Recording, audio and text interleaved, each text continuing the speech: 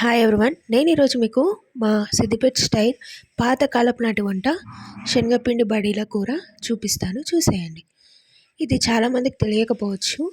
మేము మాత్రం ఇది చిన్న ఉన్నప్పుడు మా మమ్మీ చాలాసార్లు చేసేది. మేము మా చిన్నప్పుడు వీటిని బాల్స్ కూర అని అనేవాళ్ళం. ఆకుకూరలు తినని వాళ్ళకి ఇలా చేసి పెడితే ఇష్టంగా తింటారు. సో ముందుగా దీనికోసం మనం శనగపిండిలో ఉప్పు, కారం, అల్లం వెల్లిగడ్డ 3 వేసి కొన్ని వాటర్ పోసుకొని గట్టిగా ముద్దలా తడుపుకోవాలి. ఇలా తడుపుకున్న పిండిని మనము చేతికి నూనె రాసుకొని చిన్న చిన్న బాల్స్లా చేసి పక్కన పెట్టుకోవాలి. ఈ పిండిని మనము ఎంత గట్టిగా తడుపుకుంటే బాల్స్ అనేది అంత మంచిగా వస్తాయి. చూపించిన విధంగా మనం ముందుగానే అన్ని బాల్స్ అనేవి ప్రిపేర్ చేసి పక్కన పెట్టుకోవాలి.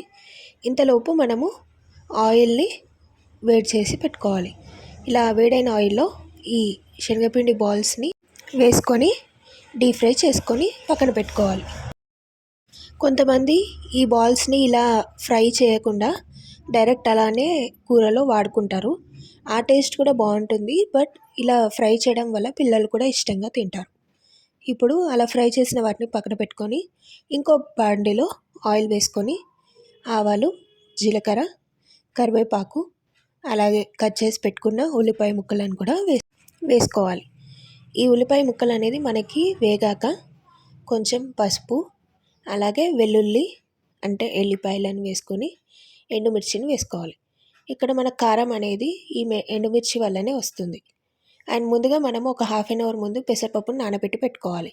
ఆ పెసరపప్పును కూడా ఇందులో వేసుకోవాలి. ఉల్లిపాయలు, పెసరపప్పు అన్నీ మనం బాగా వేయించుకోవాలి. అలా వేగాక మనం ముందుగా కడిగి పెట్టుకున్న మెంతి కూరని ఇందులో వేసుకోవాలి. ఈ కూరకి మెంతి కూర వాడితేనే టేస్ట్ అనేది బాగుంటుంది.